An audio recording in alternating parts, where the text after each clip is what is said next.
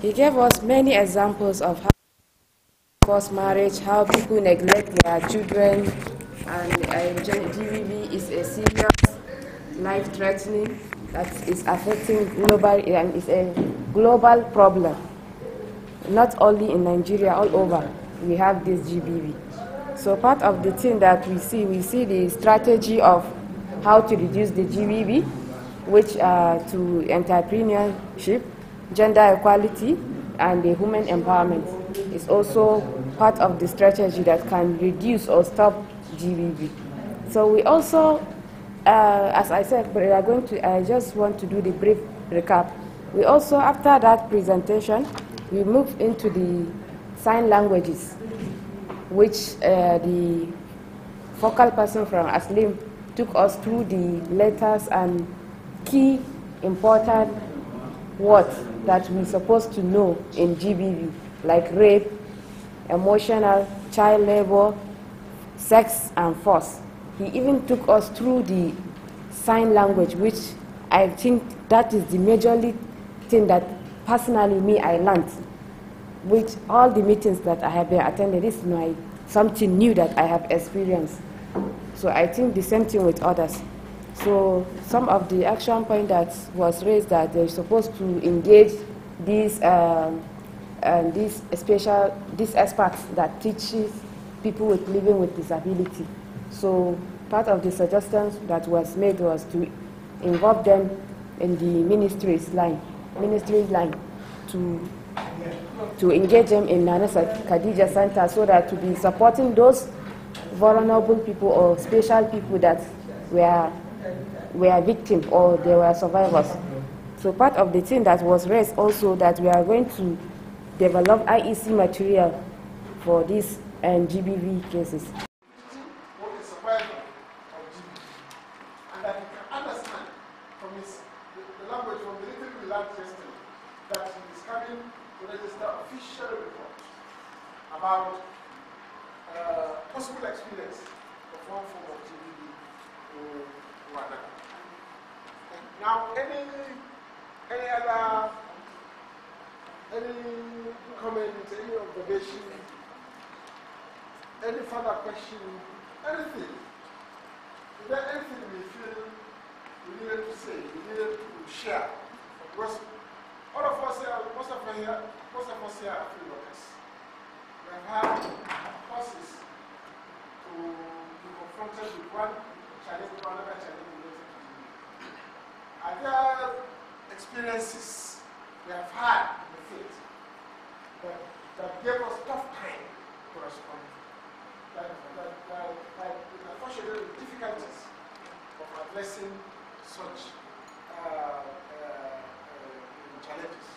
Because are there instances of cases that exist in our communities, but we even have difficulty of encouraging those involved to step forward and get this issue registered or formally reported, and when it is even formally reported, when taken to ensure that the survivor or the victim remain in the case without control.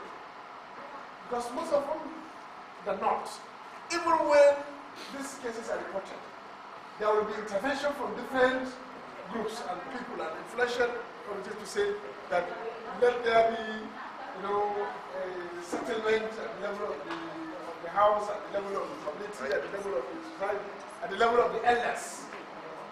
And at the same time, when the settlement is going on, the victim or the survivor's plight is not taken into cognizance. And this now will leave the survivor with the pain of being abused. And this abuse will continue to be with him mentally and psychologically. And not even the parents of the survivor will not seem to understand the pain the survivor is going through. But as field workers, we have obligation to educate and enlighten both the survivors and the guardians and the caregiver and the parents of the survivors that there is no harm on the survivor. In fact, it will heal his psychological injuries and mental injuries only if the perpetrator of that crime is brought to justice. But this is a process of education. It cannot happen once in a time. It has to take time.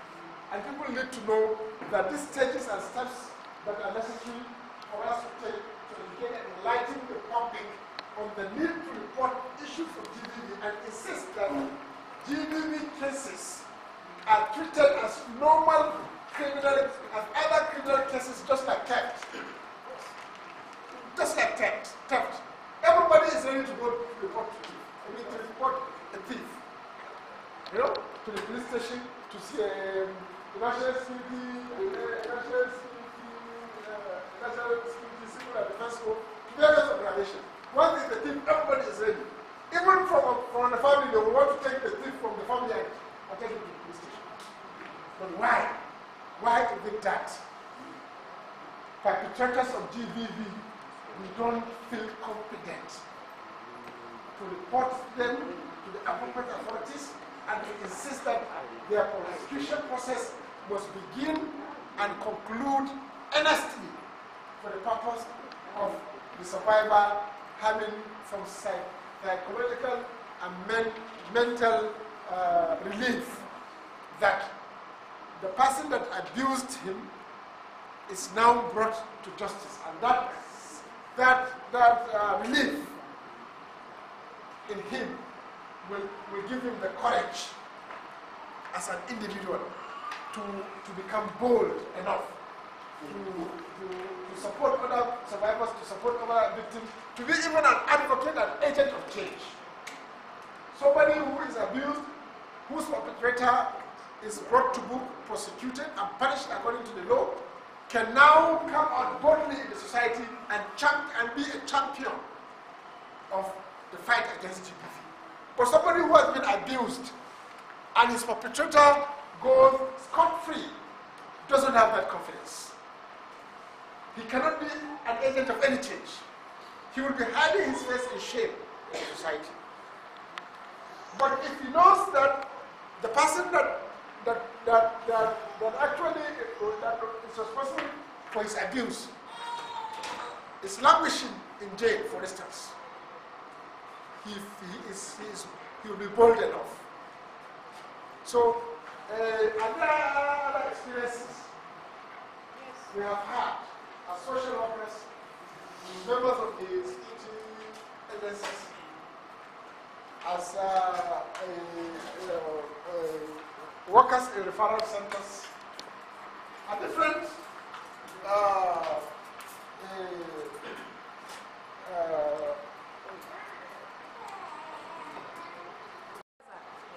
when we had activities, so even though I was not part of the meeting, but we went to the woman, that it was reported that it was a mad woman that was taking advantage.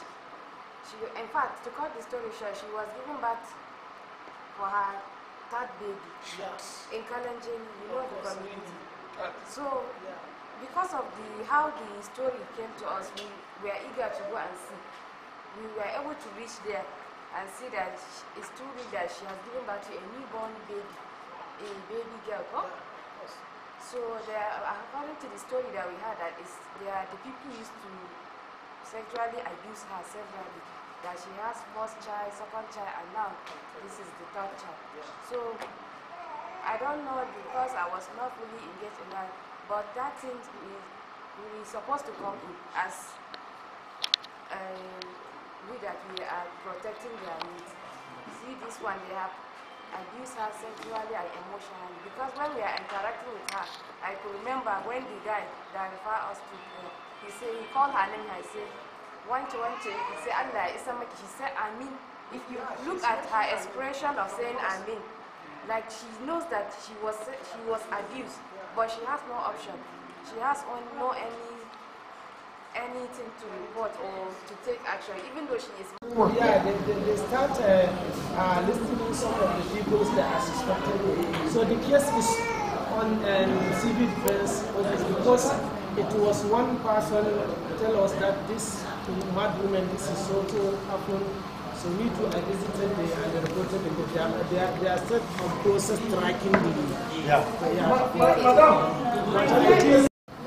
Social welfare. Yeah, you are supposed to report the case to the Ministry of Women Affairs. No, because it's a sexual gender, it's a DBB case. Yeah. She's reporting to the Ministry of Women Affairs. Then the Ministry of Women Affairs will contact the social welfare. For the welfare of the kids. Yes. That's what I say. Because these are two ministries. Yes. And the police also need to come in.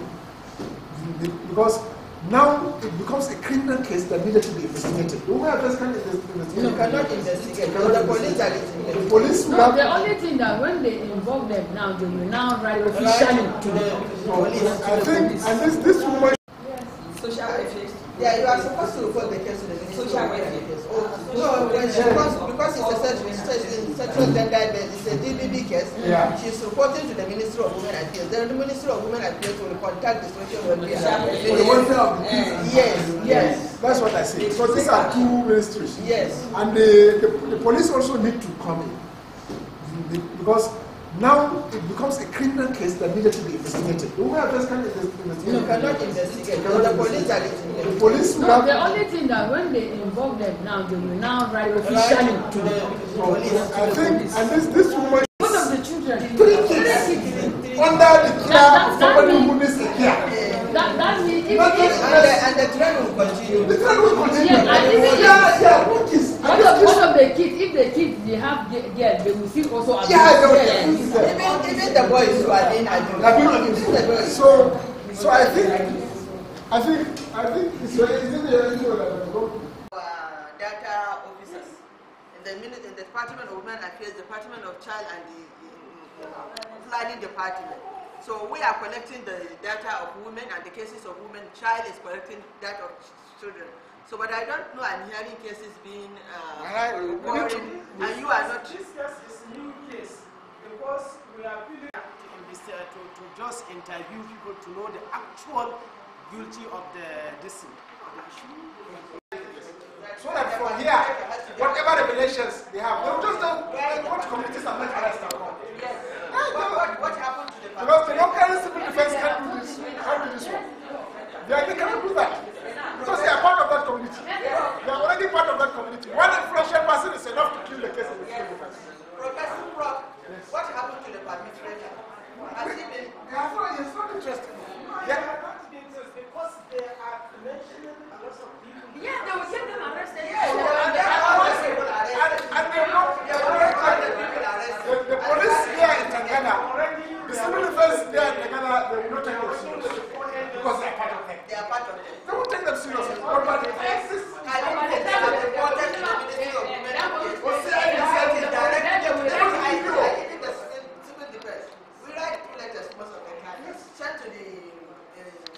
CID office, then to the civil defense. Then they will join hands together. This is a serious issue. Yes.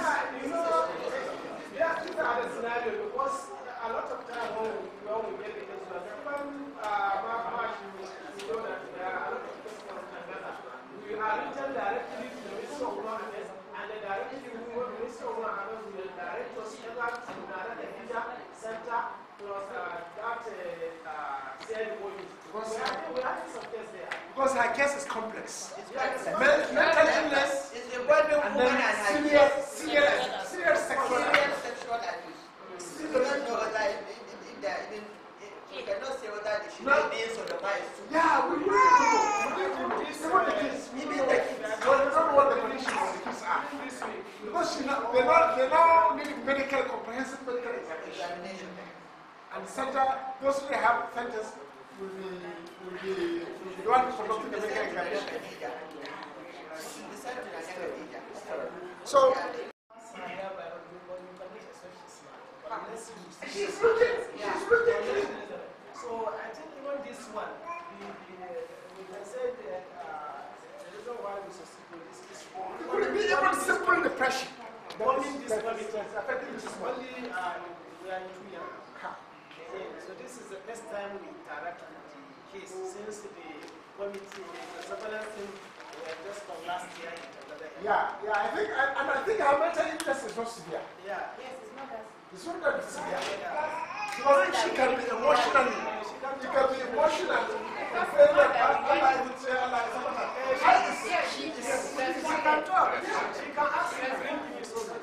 Services to survivors.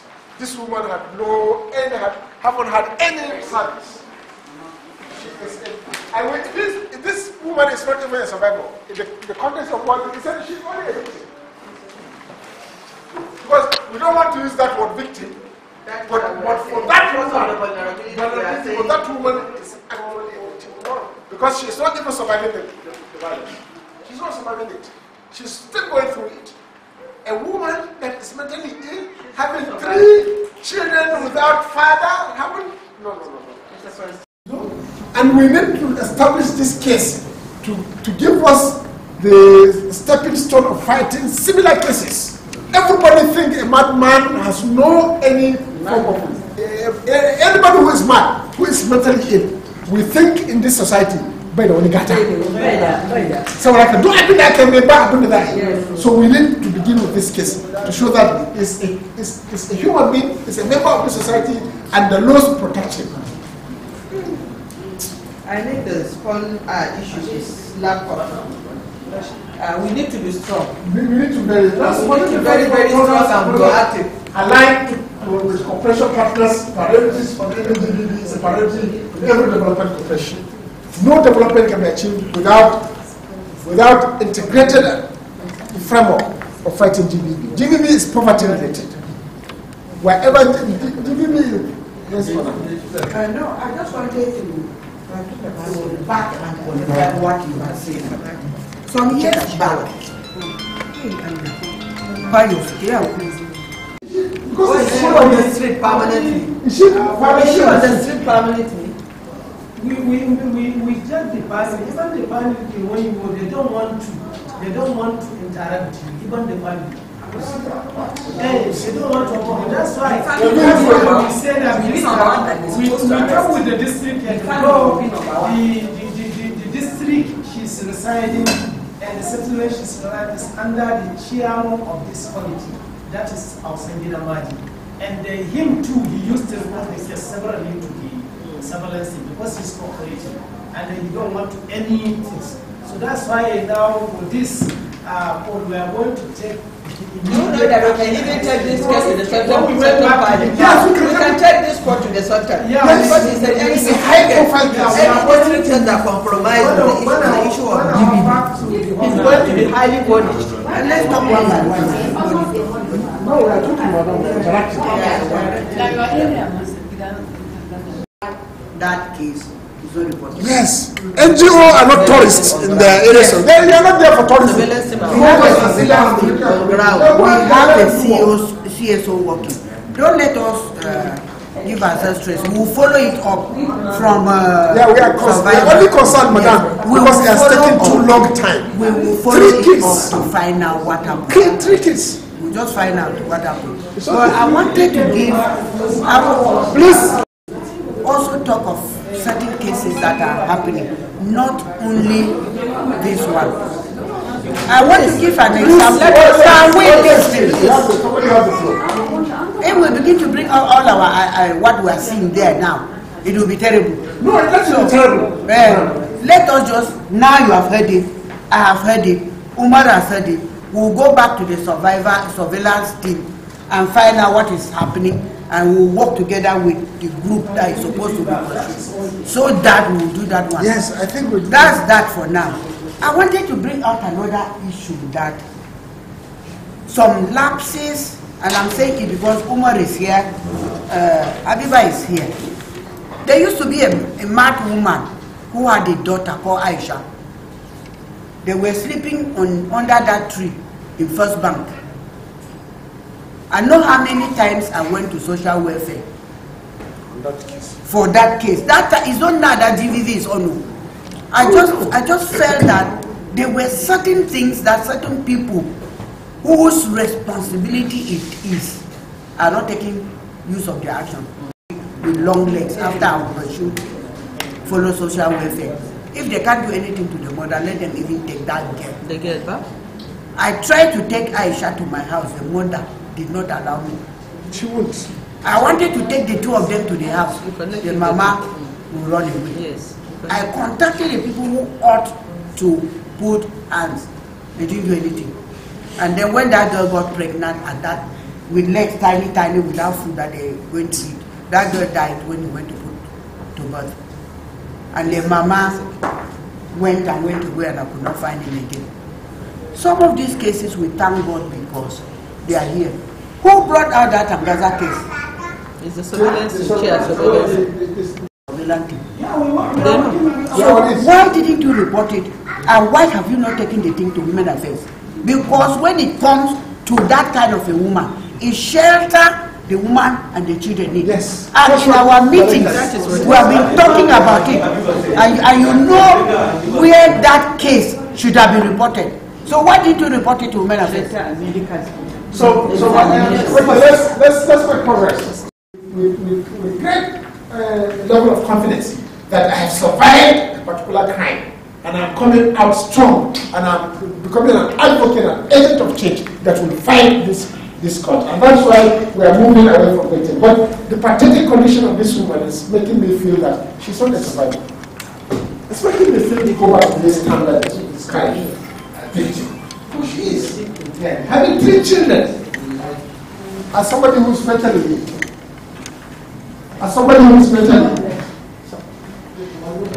The gap between law and practice and to any ability. Our people in the law enforcement cycle, civil defense, the police, NAPTIP, all of these agencies are key criteria. How are cases investigated? How are these investigated, commenced? How are they completed? How are the processes of prosecution initiated and completed?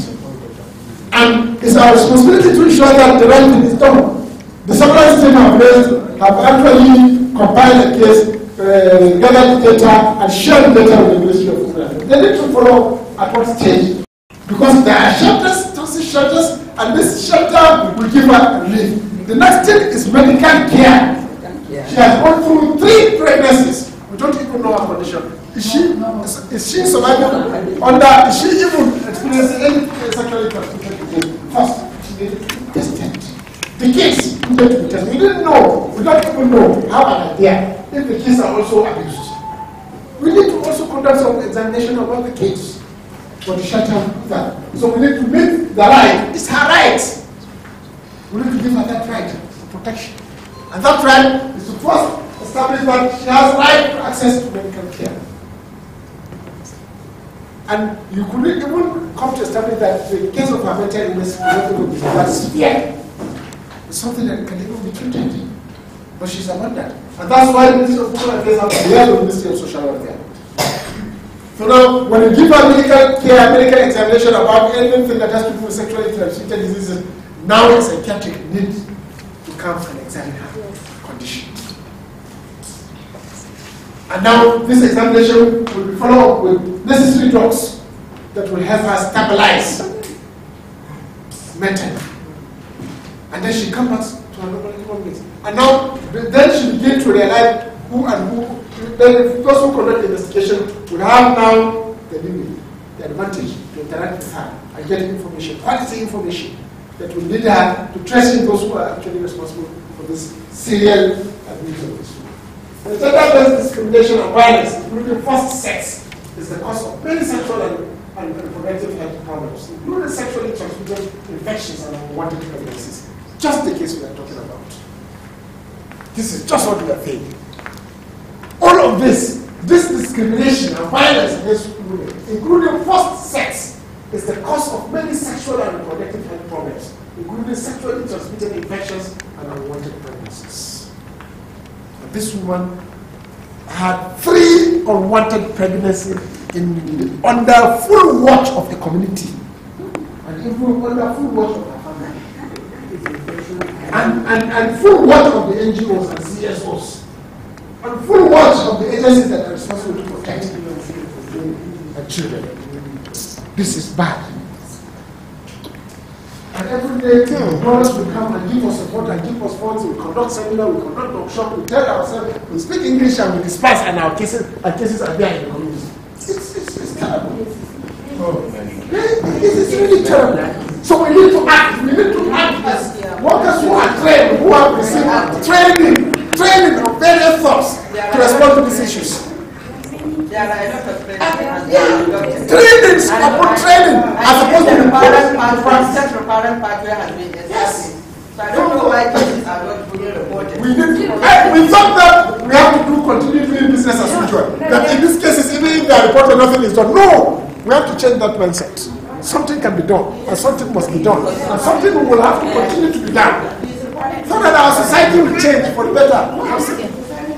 There need to be serious awareness to those community. There are existing cases like this. Sometimes awareness needs to be back to action. When you create awareness, people don't want to be aware. When now 10 people are fixed in that community who are responsible for those places, and they are prosecuted, the community will become aware. That's just it. We need to do action. When you sensitize people and you start their education, they will just listen to you and just push all brush all of what we have said by the side. But by the time somebody is serving a jail term for impregnating a mad woman, and his name is all over in the village, in the community, that he is one responsible for impregnating a mad woman, that is enough sanction, social sanction. It's not the jail term he served, but the personality, the destruction of his own personality is enough to tell anybody who has the intention of abusing somebody who is mentally ill to know that justice will catch up with him and that his name will be destroyed forever.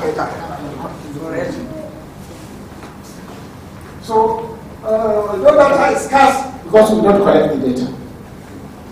No? The data need to be collected. And the scarcity of that data, the limitation of the data is what is causing all of these things, a lack of action. And GDP often escalates dramatically during conflict and displacement. And we say, Tagada is a conflict zone.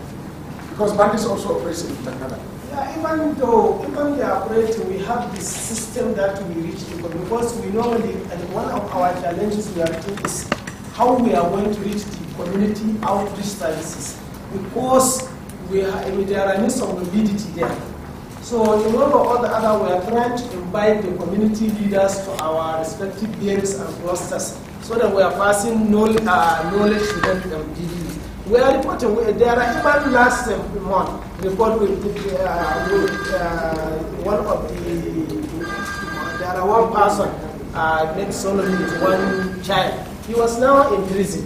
And also there are some on trial still from Tanzania. So I think this one, it is only the gaps we have to have the accurate data reporting to the system. That's what you will bring this issue.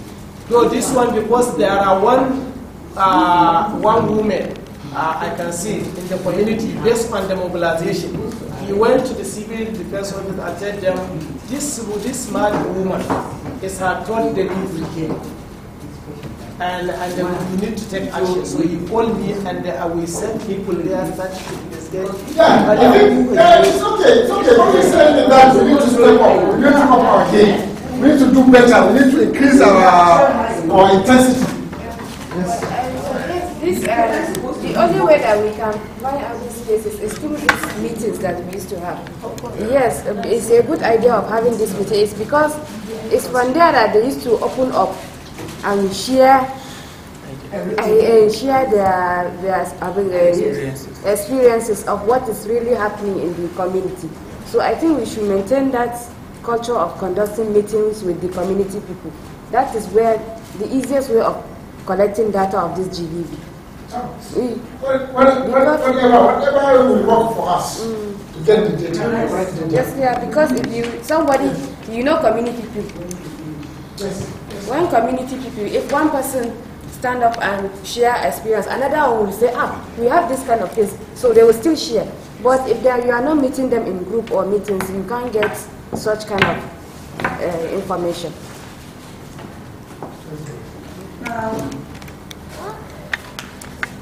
I have 3 things to say. Say them quickly, madam. We don't have time. So you can continue. Okay. Agents of change. This is a strategy that will involve key actors Now we are talking about vulnerability. And this vulnerability is about boys, it's about girls, it's about men, it's about women. All of them bring them into the cycle as a group to respond to GBV. You think about the children of that woman. If there is a boy there, he's subject to being abused. You see, the very small boy. So he's already abused whatever happens to him. Because you can't think of him going to school. You never can think of him going to school.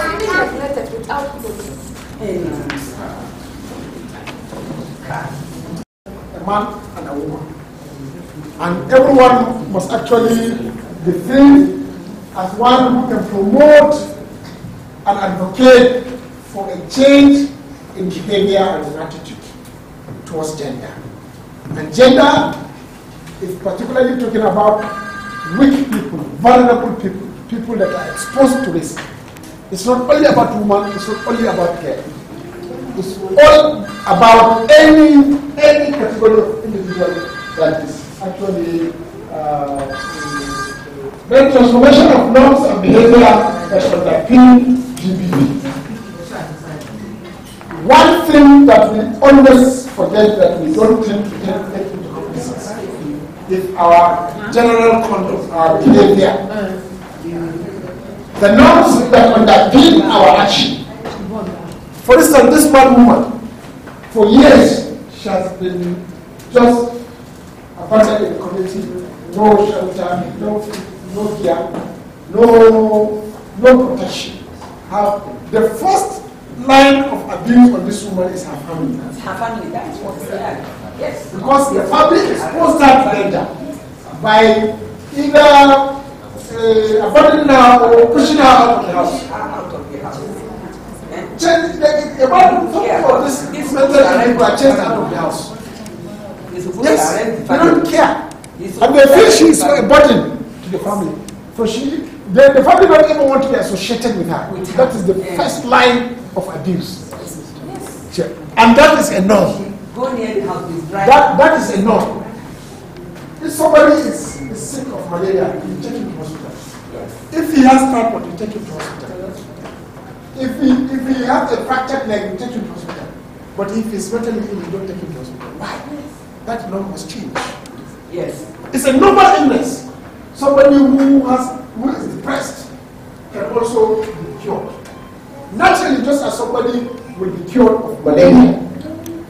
Go to psychiatric physician and ask them about mental illness. They will tell you mental illness is a normal illness that people go through and people recover from it. The social welfare refuse to take it. I mentally ill person, which is our responsibility. I blow it off. And the next thing, the commissioner will keep calling you. As Prime Secretary will keep calling you. Why is that? Why is that? Because it has gone violent. The principal has seen it. And it's all over the state, all over the country. That the sub-president government is not interested in giving care. And the mentally ill people you pass to the Ministry of Social Affairs is rejected. If we don't ask them to do, if we don't ask the government to do what is right, the government will never do. Because with the resources that are there, the officials who want to take advantage of these resources. That is the hard fact, whether we like it or not. Now this laws makes prevention evident. Not only prevention, even response. And this response is about provision of justice to survivors.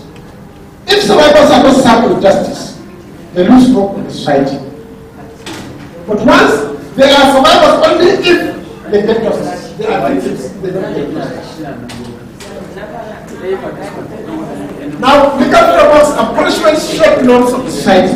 If now those people who are responsible for the pregnancies of this woman at rest are punished, you don't need to go to that committee and conduct any elected program.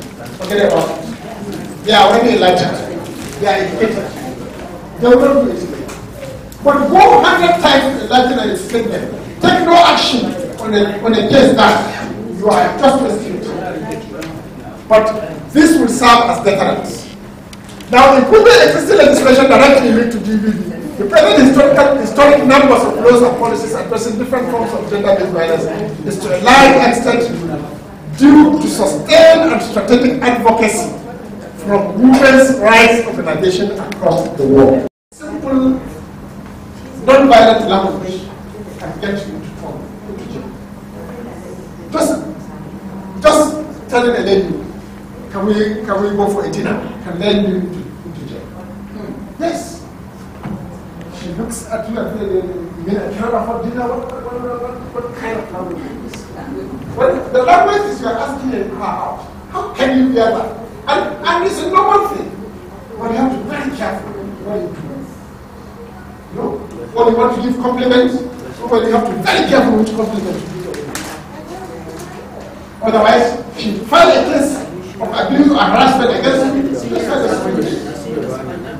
Because over time, then these rights are bound to keep increasing. But here we are not talking about language. We are not talking about overcoming real abuse. Real abuse. So these laws have to be updated and promoted. Now, bridging the gap between law and practice. That is where we have the laws are there that provide the security agencies the framework within which they can intervene, make arrests, conduct investigation, gather information, initiate prosecution, and get people punished. The skills of investigation is one thing. Forget about not willing to investigate. Many cases are lost in the court because of how they are investigated. They were investigated. Not because police don't want to investigate it. Police actually investigate it. But the skills of investigation makes the case a bad one. Lack of skills of investigation makes the case a bad one. And the lawyer of the perpetrator of a particular violence against a vulnerable person will just have his day and convince the judge that his client is not guilty of that offense because of the quality of the information presented to the court. And therefore, the way we report the case, the way security agencies intervene, the way in which investigations are conducted, the way in which evidence are gathered, all will inform the quality of the cases we have. Then, for this reason, emphasis should be on bridging the gap between law and practice through strengthening of accountability mechanisms to follow up and evaluate the implementation of laws addressing prevention and response to GBV. We have to follow up very quickly, do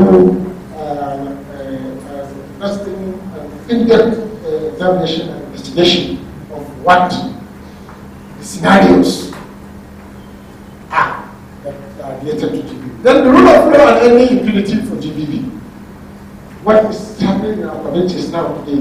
One person who is responsible for one kind of GBV is above the law. He's a community leader. He's the friend of a community leader. He's an influential politician. He is a religious leader. He is this. He is that. So nobody dare talk. You want to report that case? You are fighting a very, very influential and powerful person in the community, and you fire back on you. And this impression is there only because we are not strong.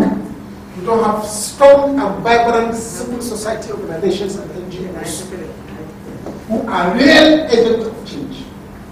Whoever you are, if you commit an offense related to GBV, you should be punished. That is the only way to sustainably fight against GBV. If there is exception in treatment of perpetrators of GBV, no end in sight of GBV. There will be no end in sight of GBV. Because one has done it escaped. And sometimes from the police, the civil defense and everyone, they only need to be supported. Because they are institutions that belong to the society. Therefore, they are investigating a case and a phone call will come from a very, very high top hierarchy of either that agency or a financial segment of the society to ask them to drop that case. And it's not about the person investigating that case. The commissioner of police will have a phone call. Drop that case, and you have to give instruction to this. This will give instruction to this. This will give the instruction to you. And the instruction will keep going down until it reaches the desk of the investigation officer and the case will be closed. Yes. Yes. But when you have a vibrant CSO, vibrant CSOs and vibrant NGOs, let the phone call come from the process. They will keep blowing the matter and blowing it and chasing where these commands and instructions are coming, and suddenly we keep the NGOs will keep exposing the matter until when it is sufficient enough a shame for the government to give up. We have seen these cases. When the CSOs and NGOs become strong, government has no power. The power of the NGO is greater than the power of the government. Because NGOs are the real representative of the people. They are the real power outside government, and they can do magic. Now, yet attempting to reduce DBV by simple focus on prosecuting offenders may not lead quickly to desired outcomes. There is need to recognize the limitations of convictions as prevention through deterrence and combine legal actions with so-called secondary prevention efforts addressing social and psychological driving forces, particularly in post-conflict settings. We don't have to sit back and wait until somebody is abused, then we want them to prosecute. The best thing is just prevent it. Prevent it from happening is the best thing to sustainably fight against DBV. Now, improving response services for survivors. In the immediate term, the effects of DBV have to be tackled. Survivors have rights to protection and access to services. That woman should be protected. That woman should be given access to certain basic services that will claim her humanity. As if now her humanity is compromised, and by different actors. What we need to do is to give her access to protection and access to services. When she gets to the center, to the rehab center, to the sports center, then she gets the medical care, she gets the social care, she gets even the real psychiatric problem that needed to be tackled. Strengthening and enhancing multi-sectoral services at all levels. Services must be based upon survivors' needs and safety. Although the state is responsible for the safety of survivors, it is important that not only states, but also women's organizations and gender experts are provided with resources to give support. Multi-sectoral response. Not only government organizations, platforms, women's organizations, youth organizations, different survivors access to services. No participation, forget about LGBT.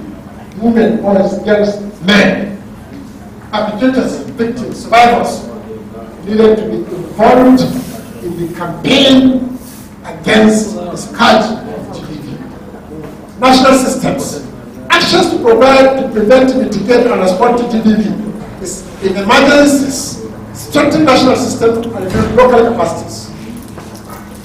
So national systems need to be built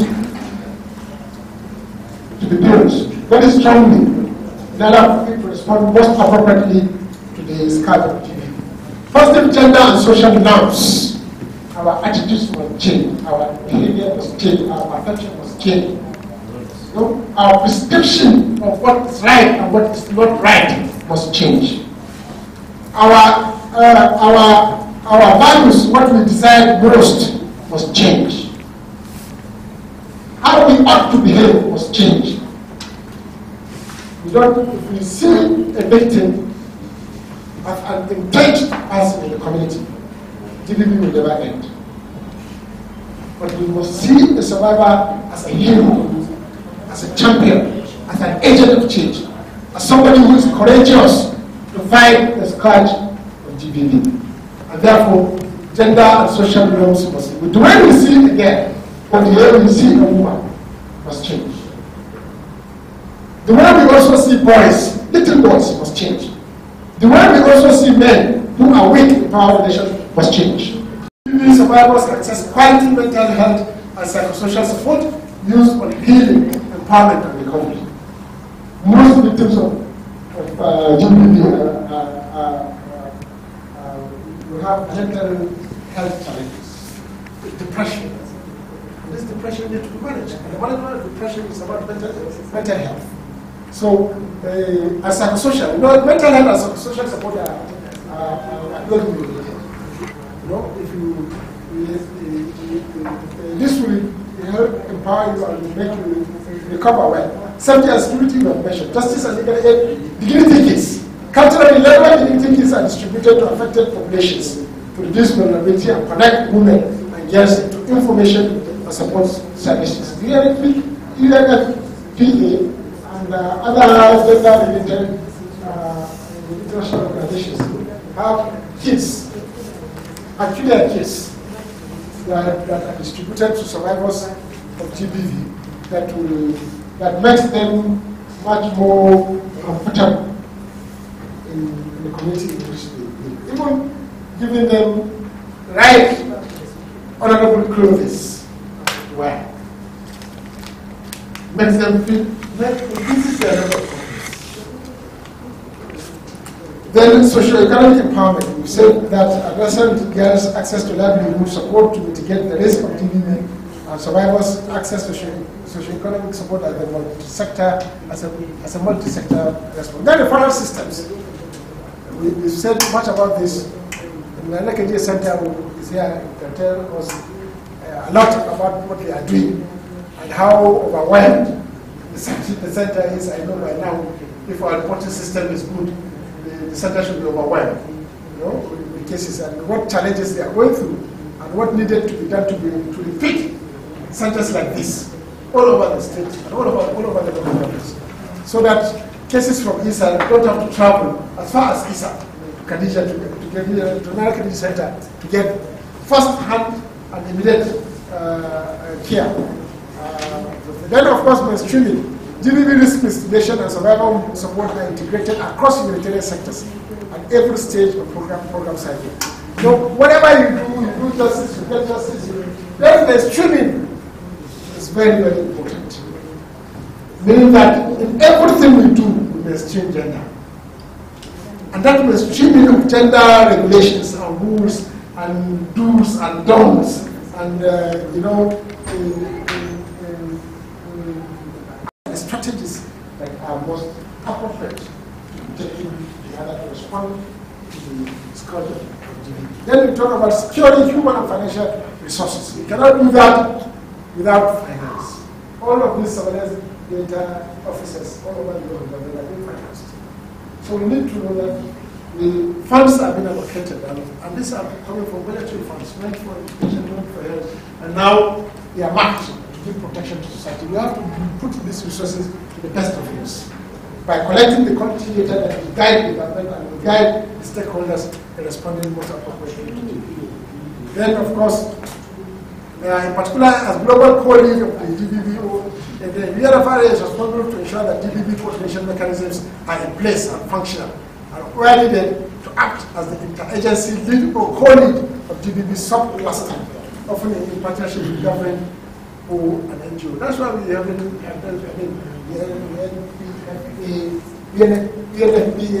tax officer here, because they are in charge. This is a global phenomenon. It's not something very peculiar to us here. It's all over the world. The world is really amazed and disturbed with the trend. And that's why a lot of resources have been invested, including this training we are having today, or this workshop we are having today. Resources, somebody else put his resources. Other governments collected tax from their people and feel that this is a global issue. Let's also take a share of these resources for our taxpayers and donate to other people so that we can raise the bar of the awareness and the education about this cause. Because it's not, if GBV is free in America and it's not free in other societies, it can also affect America in one way or another.